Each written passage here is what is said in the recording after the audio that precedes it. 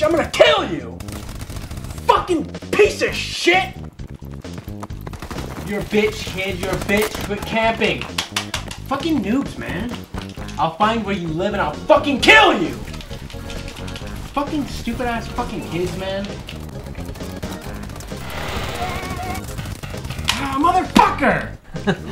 That sure was fun, that Call of Duty. Yeah, too bad I'm not old enough to play it. My dad would shove his fist so far up my ass if he knew I was over here. Wait, Bo, how old are you? Well, old enough to be tried in court as an adult, which is fucking bullshit. But spiritually, I'm 12, so my parents won't let me play stuff like this. I wish there was a game like this I could play. Well, Bo, you're in luck because Nintendo just made their first online-based shooter game, and Shane's on his way here with it right fucking now. Really? Open the fucking door! That must be him now. Come on in, buddy, the door's unlocked. Well, boys, you ready to play Splatoon? Oh, hell yeah, I can't wait to talk shit to other 12-year-olds and act tough online. Well, actually, this game doesn't even has voice chat. I looked it up at the library. What? That's bullcrap! I'm tired of Nintendo fucking me like a little boy! I'm a grown man and I deserve grown man games! I can't do this. I gotta go rollerblade and blow some steam off.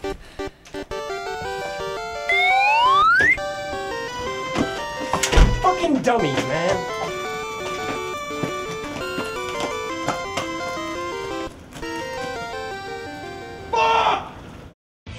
Shooters. Everybody loves shooters in 2015. Seriously, just about every game these days is either a shooter or at least has some kind of shooting in it. But not the good old folks at Nintendo. They'd never make a shooter, right? Well, in 2012, Mario and Zelda creator Shigeru Miyamoto expressed interest in trying his hand at this whole shooter thing. And then he didn't. But then in 2015, some young developers got together and made Splatoon. But is it worth your time and money? Let's find out. Hold on to your testicles, Shane. They say tentacles! Oh. Right off the bat, you'll notice the game is loaded with charm and originality. The squid characters look cool and the graphics are wonderful. After following this creepy old man in the sewers, you'll breeze through the single-player campaign in no time at all. The stages and boss fights are imaginative and fun while they last, but not fun enough to wish the adventure was 40 hours long.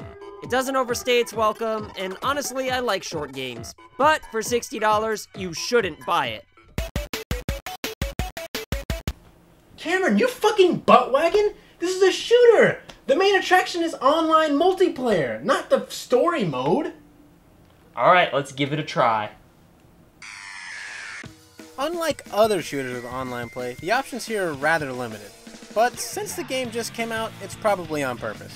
If this game gave you options like standard death matches, then people would instinctively go there first. Having no choice but to only play turf war makes you figure out how to get good at it and really appreciate it. It's the main part of the game that they worked on, and it'd be a shame for people to instinctively go to deathmatch and not really like it, then give up on the game without giving its main feature a fair shot. That's probably true, and the only other mode available right now is in the ranked battles, which becomes available at level 10, and it'll take a good little bit of time to level up that much.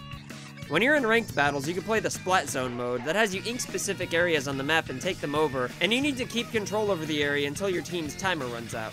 If you're good, you can rank up way faster here, but if you suck, you won't gain any experience points at all.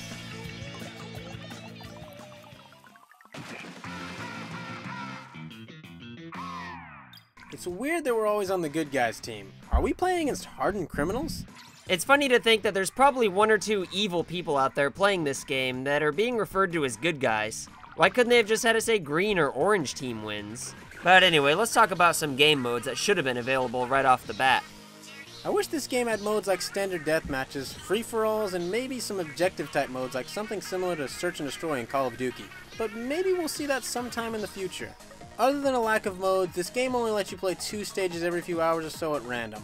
If their goal was to force us to give every stage a fair chance, they could have at least had every stage available for random selection, not just 2.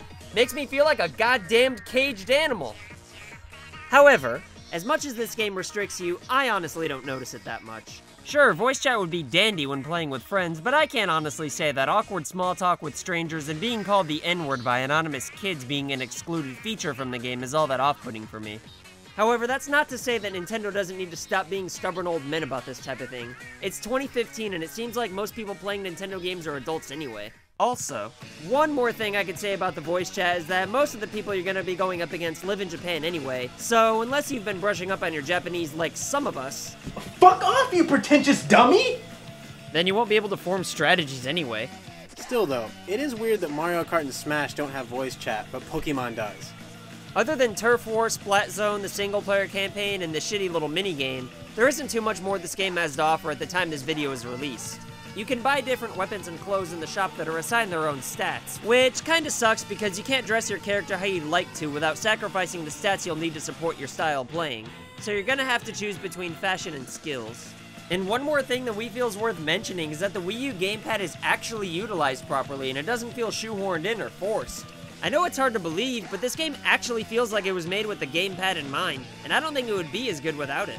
It's very useful to show the map and what areas are most dire for inking, and also for using it to fly straight to any teammate after being respawned.